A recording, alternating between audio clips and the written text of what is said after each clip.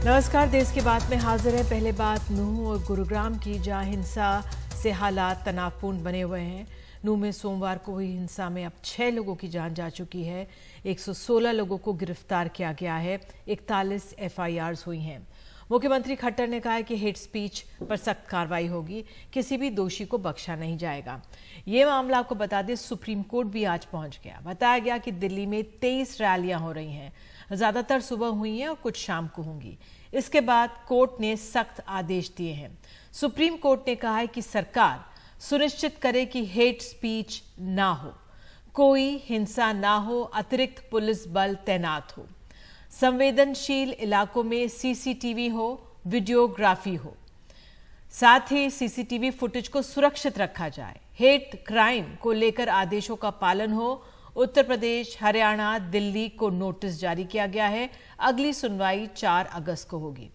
और जानकारी के अनुसार अब महापंचायत भी नहीं होगी, क्योंकि इसकी इजाजत प्रशासन ने नहीं दी है। उधर हरियाणा में बैठक के बाद कहा गया है कि 6 IPS अधिकारियों की टीम जिला में तैनात होगी। STF और CISF द्वारा भी जांच मामले की गहनता से की जा रही है। इंटरनेट सेवा बहाली को लेकर 3 अगस्त को स्थिति का आंकलन कर एक बार फिर से समीक्षा की जाएगी। फिलहाल सारे जो शिक्षण संस्थान हैं वो बंद रहेंगे। कर्फ्यू में आज 2 अगस्त को 2 घंटे के लिए छूट दी गई थी। शाम को स्थिति का आंकलन करने के उपरांत कर्फ्यू में छूट की रूपरेखा 3 अगस्त यानी कल के लिए तय की जाएगी। दुकानदारों को सामान स्टॉक करने के लिए कहा गया है।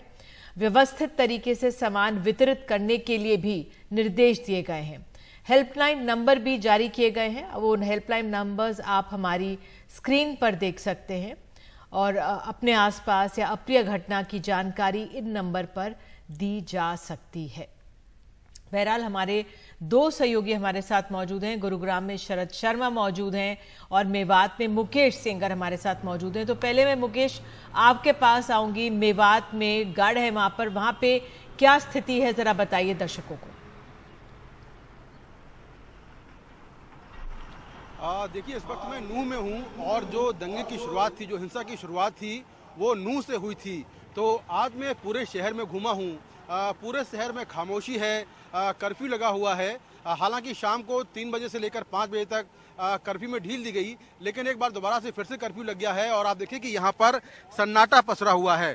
पूरे शहर में आपको जो पुलिस बल के जवान हैं या RAF के जवान हैं वो नजर आएंगे, लेकिन सड़कों पर सन्नाटा है और जो आम लोग हैं उनको फिलहाल निकलने की परमिशन नहीं है। यहाँ पर इंटरनेट सेवाएं बंद हैं। अभी भी यहाँ पर इंटरनेट चालू नहीं किया गया है। कल एक बार दोबारा से समीक्षा होगी और उसके बाद अगर हालात ठीक पाए गए तो इंटरनेट चालू किया जाएगा। लेकिन अभी भी जो माहौल है वो तनावपूर्ण है और इसको देखते हुए हरियाणा पुलिस के अलावा RAF के जवानों को यहाँ पर तैनात किया गया है। अभी तक अगर मैं नूह की बात करूं तो नूह में 41 केस दर्ज हुए हैं और 116 लोग अरेस्ट हो चुके हैं। 100 से ज्यादा लोग अभी डिटेन्ड हैं, उनसे पूछताछ की जा रही है। हिंसा के पीछे क्या अपराधी लोग शामिल हैं, आपराधिक तत्व शामिल हैं, इसकी जांच चल रही है। क्योंकि पुलिस ने जो अपनी FIR दर्ज की है उसमें कॉन्स्पिरेसी का एंगल है, सेक्शन 120B लगा हुआ है। तो कॉन्स्पिरेसी के तहत जांच की जा रही है। और हरियाणा के CM ने भी कहा है कि हिंसा के पीछे बड़ी कॉन्स्पिरेसी है।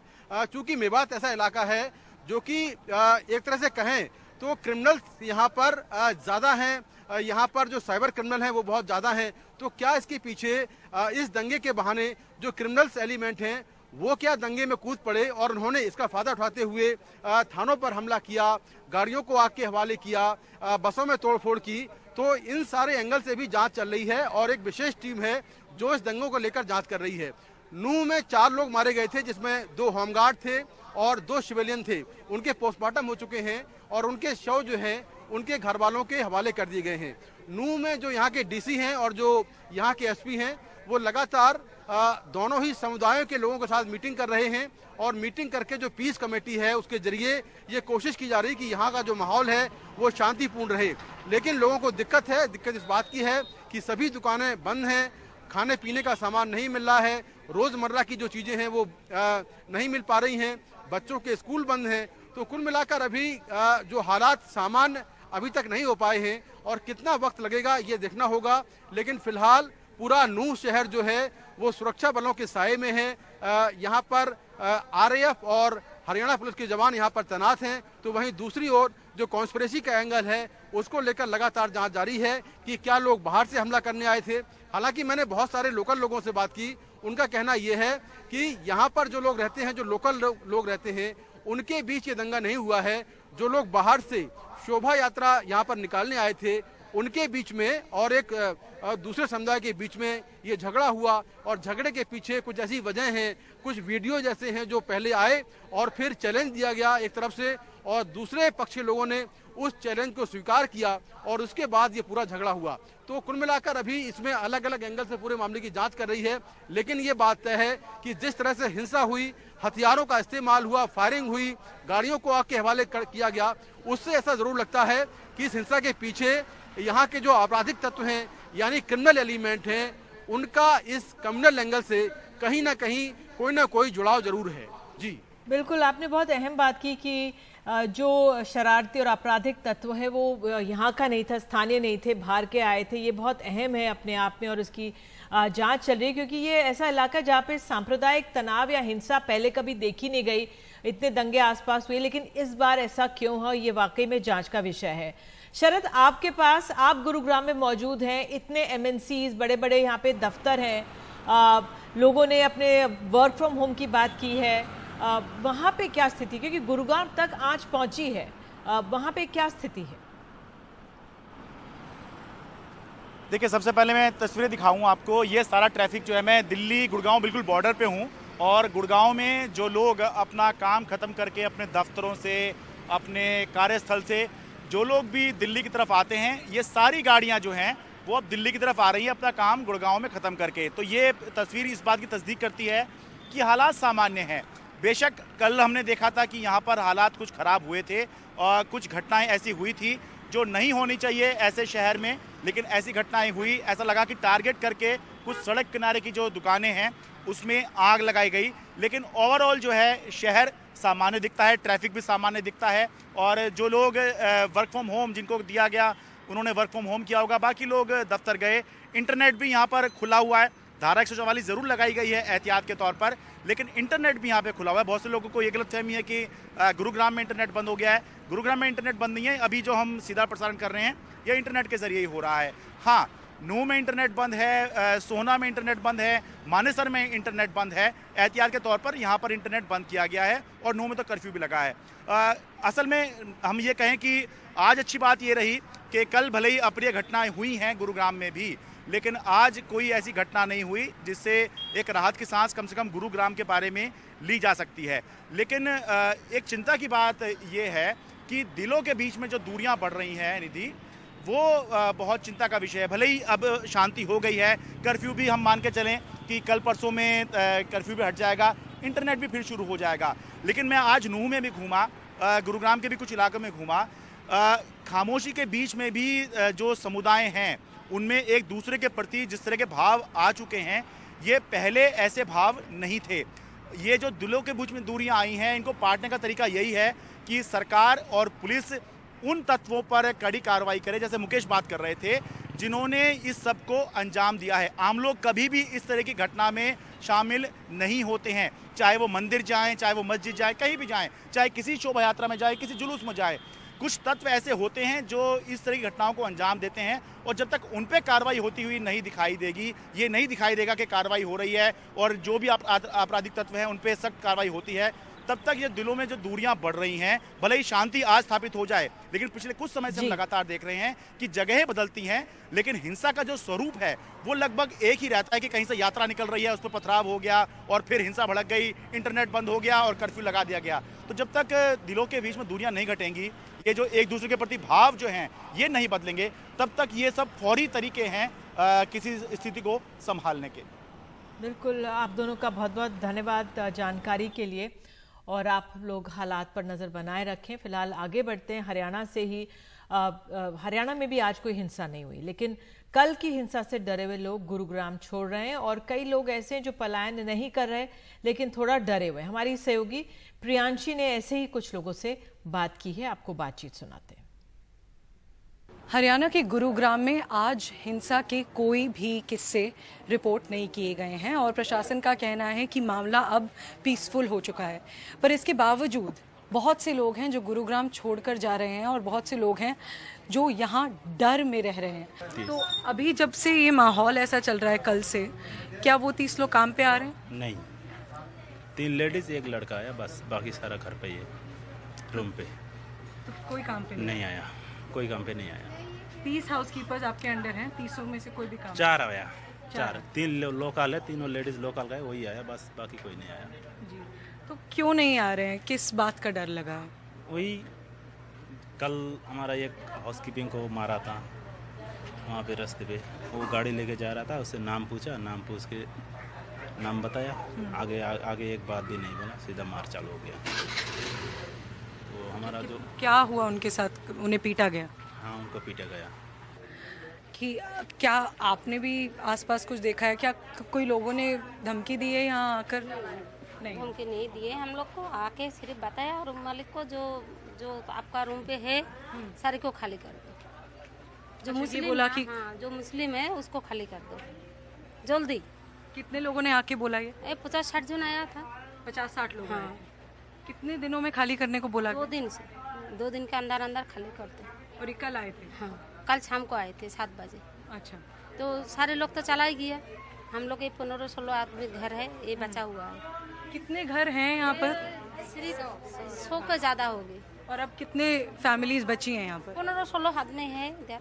15-16 परिवार बचे हैं। 100 परिवारों में से 15-16 बचे चले गए। तो आप लोग क्यों नहीं जा रहे हैं? डर का माहौल है? अगर आप पैसा नहीं है हाथ में जाने के लिए, किराए भी नहीं है, कैसे जाएंगे? खाना रास्ता में खाना पीना चाहिए। से आए हुए करीब 7 दिन हो गए, तो आए, पैसा भी नहीं है अभी घर जाने का। तो कल कुछ भाई साहब आए थे, लोकल भाई साहब, तो हमको बोला कि यहाँ से चले जाओ, जो मुस्लिम है तुम लोग चले जाओ। तो हम तो नहीं जा सकते, हमारे पास पैसा नहीं जाने का, और अभी दुकान में उधारी में चल रहे हैं, और अभी जाएंगे तो घर में क्या खाएंगे वो भी टेंशन है, इसलिए हम नहीं जा रहे हैं अभी। तो गुजारिश है आप सबसे, यहाँ से सरकार से, और जितने भी लोकल सर भाई हमारा बंधु है, सबसे हमारा निवेदन है कि हम लोग को सुरक्षित रखें, क्योंकि हमारा छोटा बच्चा है। हमारा कुछ हो जाएगा तो कोई कुछ नहीं है, लेकिन छोटा बच्चे का थोड़ा ध्यान रखिए प्लीज़, और हम लोग को थोड़ा मदद कीजिए आप लोग, क्योंकि हमारा यहाँ पर कोई नहीं है। हम बहुत तकलीफ़ से आए घर से, घर में हमारा बहुत कुछ भी नहीं है, पैसा भी नहीं है ज़्यादा, तो कमाने खाने के लिए यहाँ पर आए हैं। तो जैसा कि आपने सुना कि यहाँ पर लोग एक कांस्टेंट डर में रह रहे हैं। पिछले 2 रातों से वो सो नहीं पाए हैं और वो ये भी कहते हैं कि अगर ऐसे ही चलता रहा तो अगले 2-3 दिन में वो खाना भी नहीं खा पाएंगे। और ये उनकी अपील है पीस के लिए कि शांति बनाई जाए, क्योंकि इन लोगों का किसी भी हिंसा में कोई भी रोल नहीं है। इनको बस काम करना है, अपना खाना खाना है, उसी के लिए ये बंगाल से यहाँ आए हैं और यही इनकी अपील है शांति के लिए। हरियाणा के गुरुग्राम में कैमरा पर्सन मनोज ठाकुर के साथ प्रियांशी शर्मा, एनडीटीवी इंडिया के लिए। आइए देश की बात में आगे बढ़ते हैं। अनुच्छेद 370 को लेकर सुप्रीम कोर्ट में पहले दिन की सुनवाई पूरी हुई। 5 जजों के संविधान पीठ ने ये सुनवाई की। सुनवाई के दौरान चीफ जस्टिस डीवाई चंद्रचूड़ ने सवाल उठाए हैं। कपिल सिब्बल से उन्होंने पूछा है, अनुच्छेद 370 खुद ही अपने आप में अस्थायी और ट्रांजिशनल है, क्या संविधान सभा के अभाव में संसद 370 को निरस्त नहीं कर सकते? अधिक जानकारी दे रहे हैं इस पर हमारे सहयोगी आशीष भार्गव।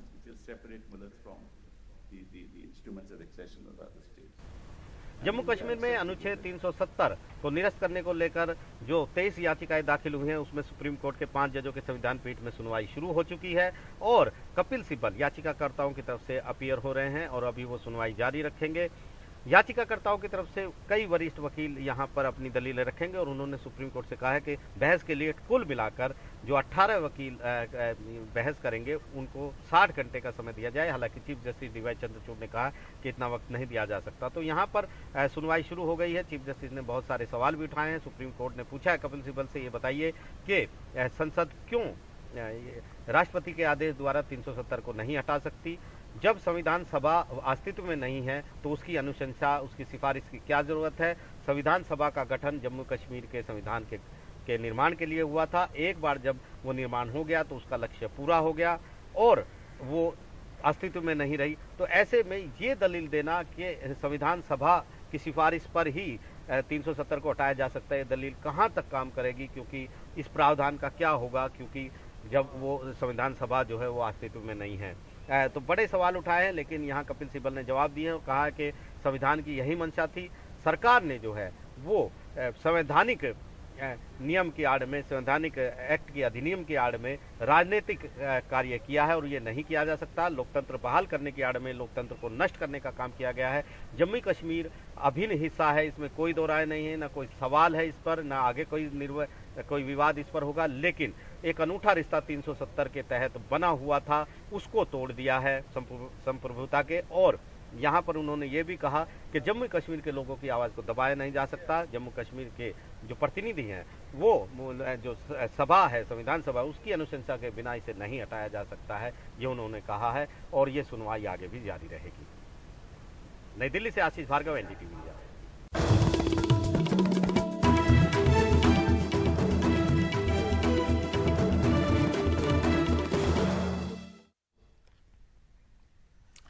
तो अब देश की बात में हमारे साथ कृष्णपाल गुर्जर केंद्रीय राज्य मंत्री हैं। नूह, मेवात, हरियाणा में जिस तरह के हालात बने हुए हैं उस पर बात करने के लिए बहुत बहुत धन्यवाद सर जुड़ने के लिए।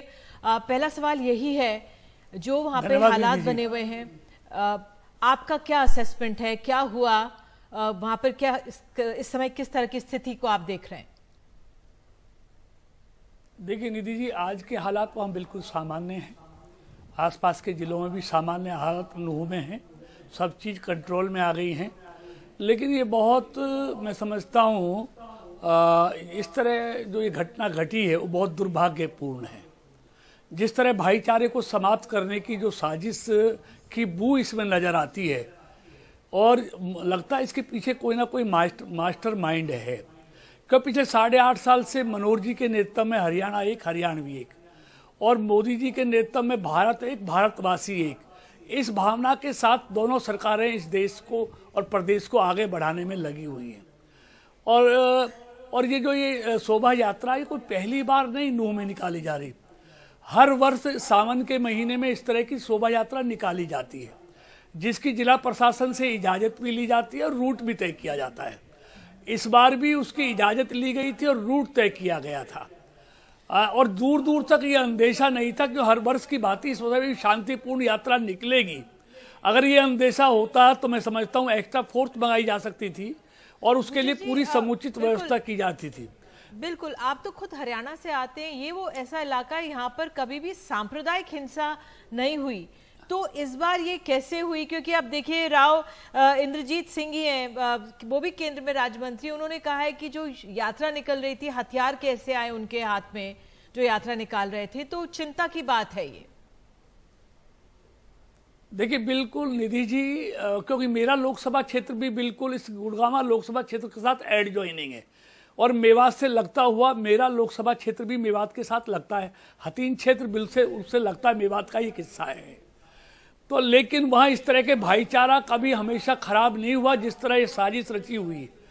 और हथियार कहाँ से आए ये जांच का विषय है, और इस तरह मतलब उस पर हमला करना निहत्थे लोगों पर, और ये मैं समझता हूँ सोची समझी मुझे साजिश के पीछे लगती है भाईचारा समाप्त करने के लिए। क्योंकि हरियाणा में आज तक इस तरह का भाईचारा खराब नहीं हुआ जो इस तरह हुआ है। तो मुझे लगता है इसमें कोई ना कोई साजिश है, और जैसे जैसे जांच आगे बढ़ेगी सारी तस्वीर बिल्कुल साफ हो जाएगी कि साजिश के पीछे कौन से चेहरे हैं जो बेनकाब होंगे, निश्चित तौर पर होंगे। जी, पुलिस ने भी कहा था, एसपी से कल हमारे सहयोगियों ने बात की थी, ये कहा था कि कुछ चूक हो गई होगी, क्योंकि सोशल मीडिया पे भी कई वीडियोस आ रहे थे, कुछ अपराधी तत्व इस पर बात कर रहे थे। आपका क्या असेसमेंट है? देखिए, मैंने जो वीडियो देखा, जो मोनू मानेसर के वीडियो के बारे में जो आजकल टीवी पे दिखाया जा रहा है, उसमें सिर्फ मोनू मानेसर ये कह रहा है कि भाई 31 तारीख को शोभा यात्रा में ज़्यादा से ज़्यादा लोग पहुँचे, मैं भी पहुँचूंगा। लेकिन ये अपील करने का मतलब, या मोनू मानेसर का उसमें भाग लेने का मतलब ये नहीं है कि इनको खुली छूट मिल जाए कि निहत्थी शोभा यात्रा पर ये पत्थर बरसाएंगे, गोलियां चलाएंगे, वाहनों को जलाएंगे, दुकानों को लूटेंगे, ये तो किसी ने अधिकार नहीं दिया। उसके खिलाफ कोई कानूनी कार्रवाई है तो राजस्थान सरकार के वहाँ मुकदमा रजिस्टर्ड है, राजस्थान में सरकार है, उसको कार्रवाई करने से किसी ने रोका नहीं है। अगर उसको लगता है कि उन्होंने कानून से खिलवाड़ की है तो उसके खिलाफ कार्रवाई करे, गिरफ्तार करे। तो लेकिन उसका मतलब ये नहीं है कि वहां आने के लिए, आमंत्रण देने के लिए वो इस तरह निहत्थी शोभा यात्रा पर लोगों पर पत्थर और गोलियां चलाएंगे। बिल्कुल गुर्जर जी, एक तरफ मुख्यमंत्री कह रहे हैं साजिश, आप भी कह रहे हैं साजिश, दुष्यंत चौटाला कह रहे हैं कि कुछ चूक हुई है, तो ये बहुत पसोपेश की स्थिति है। उस लिहाज से जांच तो होगी और तमाम दिशा निर्देश दिए गए हैं, लेकिन जो नूंह में, मेवात में लोग मौजूद हैं उनको रोजमर्रा की खाने पीने की चीजों में भी दिक्कतें आ रही हैं। किस तरह से काम कर रहे हैं आप लोग, कार्य होगा? देखिए निधि जी, पूरा आज सामान्य स्थिति हो गई है। कर्फ्यू में भी वहां पर ढील दी जा रही है, लोग खाने पीने का सामान लाएं। और सरकार की पहली प्राथमिकता ये है हम सब लोगों की कि वहां पर सामान्य स्थिति हो, अमन का वातावरण पैदा हो, शांति का वातावरण वहां बने। जो भाईचारा में को खत्म करने की कोशिश हुई है वो भाईचारा फिर से कायम हो। इसलिए मैं तमाम दलों को भी ये निवेदन करना चाहता हूं, ये समय राजनीति करने का नहीं है, ये जलती हुई आग पर घी डालने का समय नहीं है, ये पानी डालने का समय है। हम सब मिलकर वहां पर शांति का माहौल पैदा करें, भाईचारे को कायम करें और अमन और चैन का वहां पर हालात पैदा करें। आज समय ये है, लेकिन मुझे बड़े दुख के साथ करना पड़ता है कि आज विरोधियों को हर जगह वोट नजर आती है, वो वोट से हर चीज को तोलने की कोशिश करते हैं। आज समय वोट का नहीं है, आज चुनाव नहीं है, चुनाव आएंगे, चुनाव जाएंगे, लेकिन ये भाईचारा समाप्त नहीं होना चाहिए।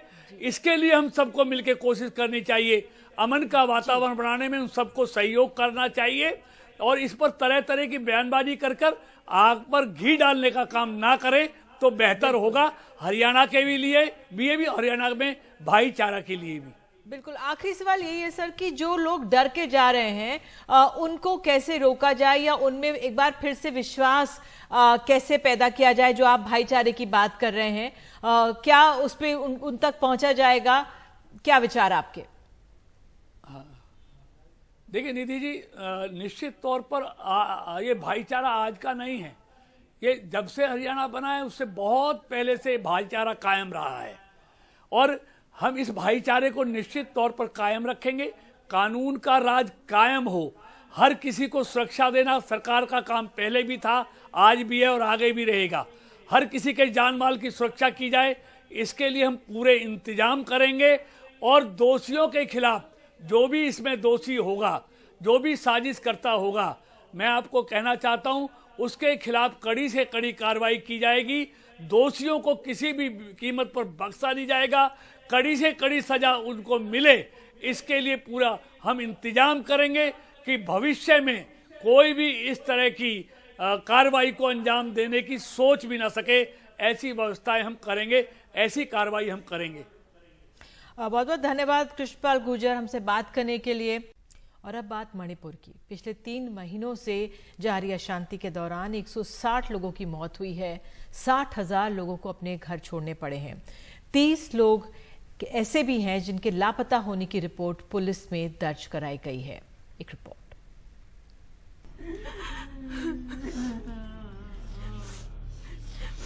कविता के पति 47 साल के एटॉम समरेंद्र सिंह 3 महीने से गायब हैं। 6 मई को उन्हें आखिरी बार मणिपुर के ओलंपिक पार्क में देखा गया। परिवार उनको लेकर चिंतित है और अपने भविष्य को लेकर भी।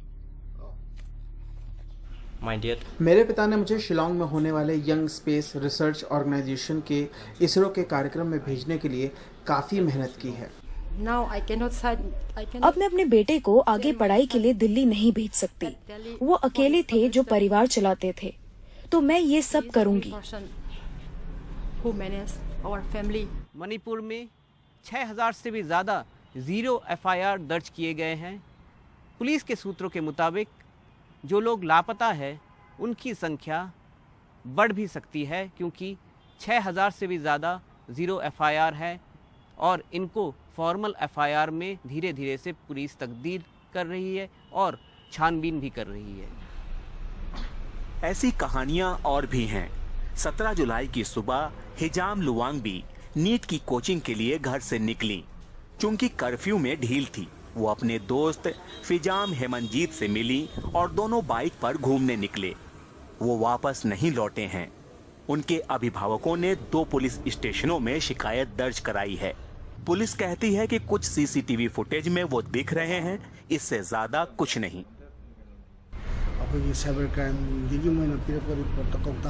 साइबर क्राइम पुलिस की रिपोर्ट है कि उसका फोन आखिरी बार क्वाक्ता में बंद हुआ और लड़के का फोन लैमडाम में बंद हुआ। ऐसा नहीं है कि बस घाटी के लोग गायब हुए हैं। मणिपुर के पहाड़ों पर कई एनजीओ ने गुमशुदा लोगों की सूची तैयार की है। कुछ मामलों में कुछ शवों की शिनाख्त हुई है, लेकिन उन्हें वापस भेजा जाना बाकी है। 3 अगस्त को सामूहिक अंतिम संस्कार की योजना है।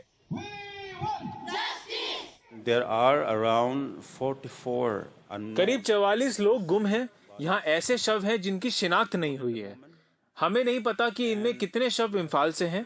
हमने जिला प्रशासन से अनुरोध किया है कि वो उन्हें उनके घर भेजें। करीब 30 गुमशुदा लोगों के परिवारों को ये पता नहीं है कि उनका इंतजार कितना लंबा होने वाला है। क्या उन्हें उनके अपने मिल पाएंगे या उनके हिस्से में बस इंतजार आएगा। इम्फाल से बीएम सुंजू के साथ गुवाहाटी से रतनदीप, एनडीटीवी इंडिया। पशु पक्षियों से मनुष्य के प्रेम की कई बानगी देखने को सुनने को मिलती है। कुछ ऐसा ही इन दिनों दमोह में देखने को मिल रहा है। शहर की सड़कों पर अनाउंसमेंट हो रहा है, दीवार पर पोस्टर लगे हुए हैं और इन सब में तलाश है एक तोते की।